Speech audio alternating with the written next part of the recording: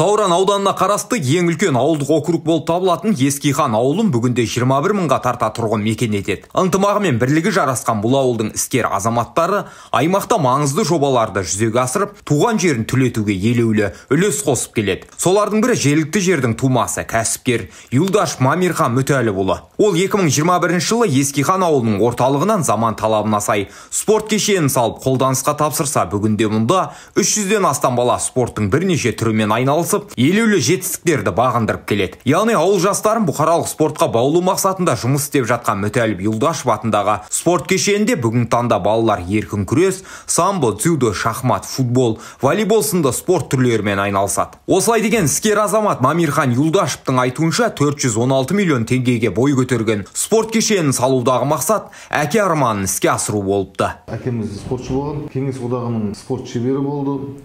Одан кейін халықаралық дәрежедегі спорт шебері, Африкаға дейін барып күресіп бақамыз. Пенсияға шыққаннан кейін ауылдың жастарына бір спорт кешенін салып беріп, осы жерде еркін күрес, самбо, осы күрес түрлерін дамытамыз деген ой болған. Папамның досы Халилаев Абсатық деген кісі, ол кісілер осы жерден ихандың потенциалын өздері жобалап, жақсы күресшілер шығады деген ойға, осы ауылға көп осыны жұмыс істегілер келді. Енді пападан кейін соның арманы бізге мұра болып қалды. Біз осы жерден спорт комплексін салып, үкіметке балансқа бердік. 5 жылы государственный частный партнерство дейді, мемлекеттік жекешелік әріптестік бағдарламасы аясында мен 416 миллион теңгелік спорт кешенін салып, үкіметтің меншігіне бердім. Бірақ басқаруын бізге өзімізге қалдырдық. Біздің компаниямыз басқарады. Бүгінгі таңда осы спорт кешенінде 338 бала тәрбиеленіп жатыр. Күресшілеріміз ашылғанымызға Құда қаласа ертең 16 декабрьда 3 жыл болады. 28 жыл Олимпиадаға осы ауылдан балдарын дайындауға өзіміздің алдымызға мақсат арман етіп қойғанбыз. Ойымыз, мақсатымыз сол ауылдан Олимпиадаға оқушы шығару, папамыздың сол арманын жеткізу. Осы спорт саласында жұмыс бастағаннан кейін әрі қарай ой келе бастады бізге шынымен де. Бізге мектептің балдарына освобождение алу, жарысқа жіберу, сборларға жіберу, ол постоянно спортшыда сондай нәрселер болу керек.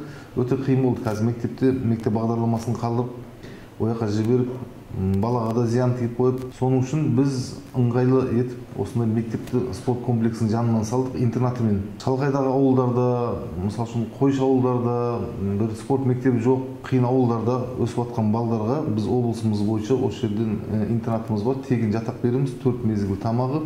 Одан кейін спортпен шұғылдануға мүмкіндік береміз, тренерлеріміз бар. Қазір біздің мектебімізде облысымыздың 4-5 райондардан оқушыларымыз бар, Шардарадан келген оқушыларымыз бар, Кентаудан келген оқушыларымыз бар, Түлкібастан келген оқушыларымыз бар.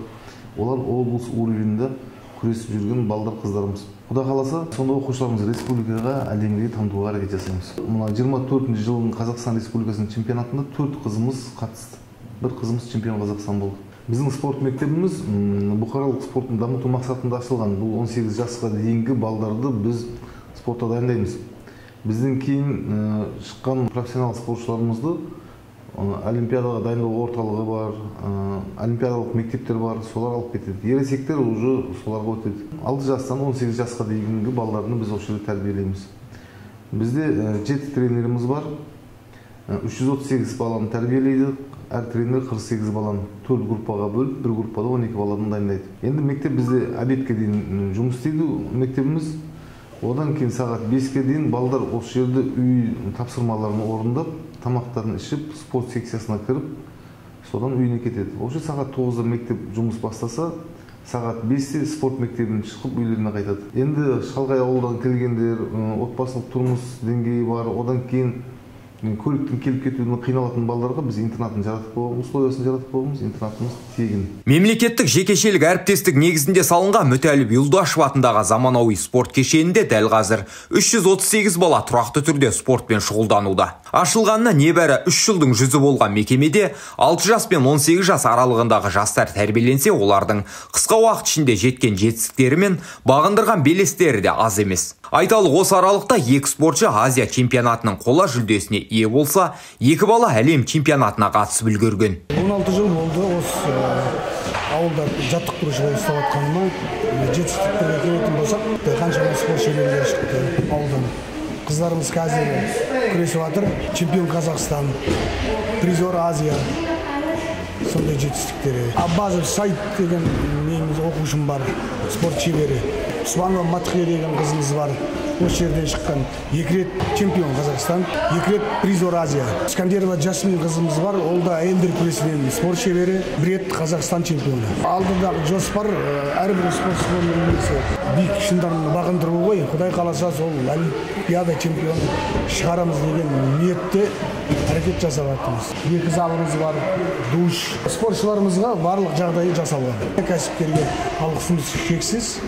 Осындай жастарға мүмкіншілік жаратып берген үшін Жолдашевқа алғысымыз шексіз. Спорт кешені ұжымының алға қойған басты мақсаты осы жерден Олимпиада ойындарына қатысып, көк байрағымызды көкте желбірететін спортшылар шығару болып табылады. Міне осындай мақсатқа жету жолында ауыл балалары күнделікті осында жаттығуларын өткізсе, оларды спортқа баулуда тәжірибелі жаттықтырушылар еңбек етеді. Айталық осында шахмат секциясына қатысатын жастардың да жетістіктері аз емес. Спортшыларда 48 оқушы қатысады. Жетістіктер жақсы. Ауылдар бойынша шахматтан Түркістан облысы бойынша жарыс болып өтті. Алғапбарова Алтынай деген қызым 10 жасқа дейін 1-ші орын алды. 1-ші орын алып Алматыға жолданды. Алты жоспар осы шахматтың оқушыларын дамытып, республикаға шығару, Қазақстан чемпионы болу мақсатымыз. Барлық жағдай жасалған. Сағаттар бар, шахмат ойнауға. Мен шахматқа қатысамын. Шахматта күмесім бар. Және рейтингім. Мен облыс чемпионы болғанмын. Және республикаға шығып, қаншама жарыстарға барып, орын алған оқушымын. Менің жаттықтырушым Зейнел Зайнабеттен ағай. Ол өте керемет дайындайды. Алда уақытта бізде тағы бір облысына жарыс келе жатыр. Егер де соған қатысып 1-ші орын алсам, тағы республикаға шығамын. Енді республикада бірді алу ойым бар. Иқан мектеп гимназиясы ол өте жақсы және әрі жайлы. Ол жерде оқыған адамның бәрі білімді болады. Және біздің спортымызға да жақын.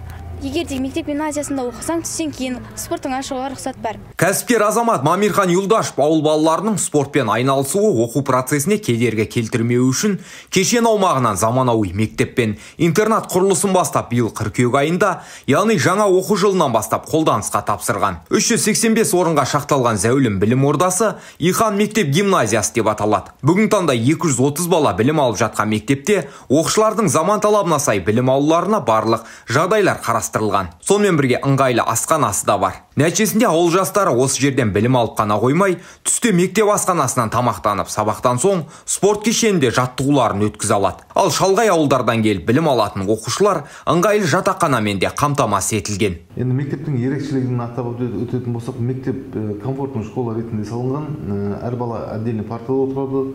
Вентиляциясы, одан кейін суы, цифровизациясы, жылулығы бәрі, мысалы үшін газбен біз қамтамасыз етілген. Одан кейін әрбір классқа интерактивный доскалар қойылған. 15 классымызда 15 интерактивный доскамыз бар. Одан кейін бұл балаларымызға сағат 9-да келеді. Қазір көп мектептерде 2-мен, 3-мен, 7:30-да барады, азандады, күн батқанда қайтады. Содан обедке дейін сабақтар біткеннен кейін сол мектептің өзінде үй тапсырмаларын орындайды, өздерінің шкафтары бар. Одан кейін спорттық баяғы секцияларымызға бізге спорт мектебіне кіріп, осы жердің барлық баланың өмірінде бір күнде болатын тірлігін бәрін осы жерден бітіріп, кейін үйіне уже демалуға қайтады. Ойнайды, оқиды, спортпен айналысады, бәрі осы жерде болады. Жатам деген балаларға интернатымызда жатады. Одан кейін 10-11 класстарға мынандай планшеттер алып бергенбіз. Бұл планшетте мектеп программасынан бөлек болған тез УБТ-ға дайындалу керек болса, осыған заложить етеді дағы, ол көп кітаптарын сатып алмайды, көп кітаптарын көтеріп жүрмейді.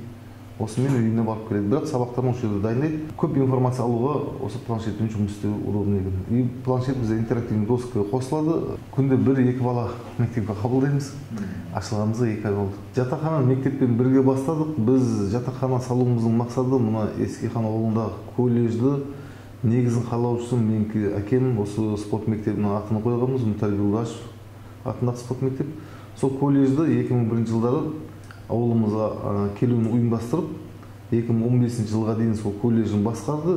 Сол кісі ауылға жаңа колледждің ғимаратының соғуына өзін ықпал еткен. Сол кезде үкіметтің бюджеттің тапшылығына орай жатақханасы кірмей қалды. Бізде үкіметте сондай бағдарлама болды, жеке кәсіпкерлердің жатақхана салуға тартты. Содан біз жатақхана салатын болдық. Қазір бізде 280 орындық ғимараттың 130 орын колледжға жатақханаға бергенбіз. Оларда 40 оқушысы тұрады, қалғаны бос. И 130 орынды біз мектеп интернатына алғанбыз. Бұл жерде 110-ға дейін бала бізде мектеп интернатында. Мектеп интернатында балдарының, мысалы үшін, бір аптаға 5 күнге осы ауылдың айланасындағылар қалдырып кетеді. Басқа аудандардың айына 1 рет үйіне алып кетеді, қалған күндері осы жерде болады. Спорт мектебіне баруға қиналатын оқушылар өте көп. Қазақстанның барлық ауылдарында бар. Соларға осындай условияларды жаратса, мен білетінім келесі жылғы олимпиадада біз 10-ға жақын медаль алсақ керек. Мен ендігі жобам ауылдың екінші жағына спорт мектебін салу. Жолдың екінші бетіне салмасақ, Шымкентке қатынайтын трасса, одан балдардың өту 6 жасар, 7 жасар балдардың өту өте қиын. Сондықтан ауылдың екінші жағына бір спорт мектебін саламыз. Осының бәрі мемлекеттік қолдауының арқасында болды. Просто жұмыс істеу керек, іздену керек, осындай бағдарламаларын табу керек. Мен өзім өте ризамын. Кредит алуымызда қиын болған жоқ. Бұлардың жұмысқа қосқанымызда артық барьер болған жоқ. Мысалы үшін мен әкемден кейін бастадым бұны.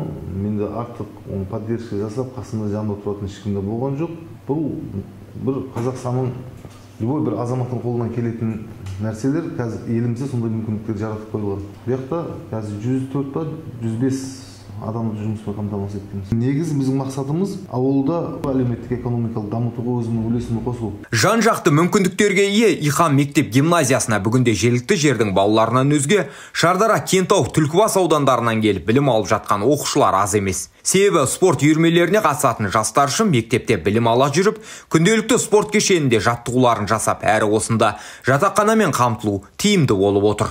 Мен бұл мектепке келуімнің себебі еркін және әйелдер күресіне қатысамын.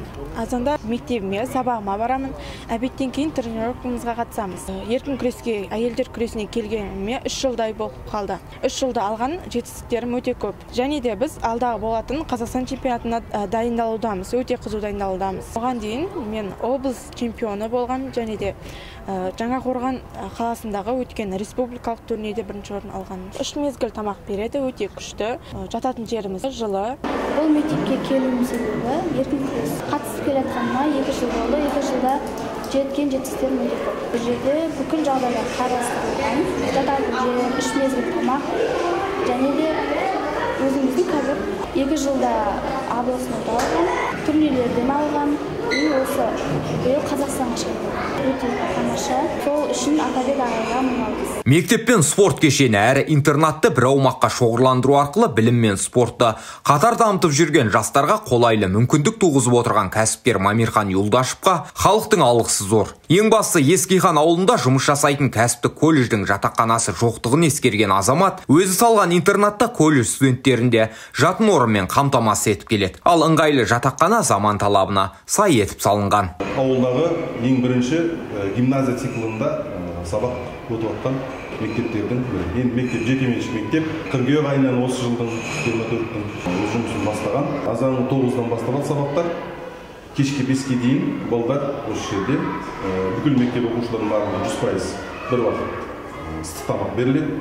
Ыстық тамақтан кейін оқушылар толығымен қосымша сабақтар, жоғары сыныптар ұбды, тест дайындалады, және қосымша олимпиадалар, әртүрлі байқаулар, соларға дайындалып, кешке 5-ке дейін мектепте болады.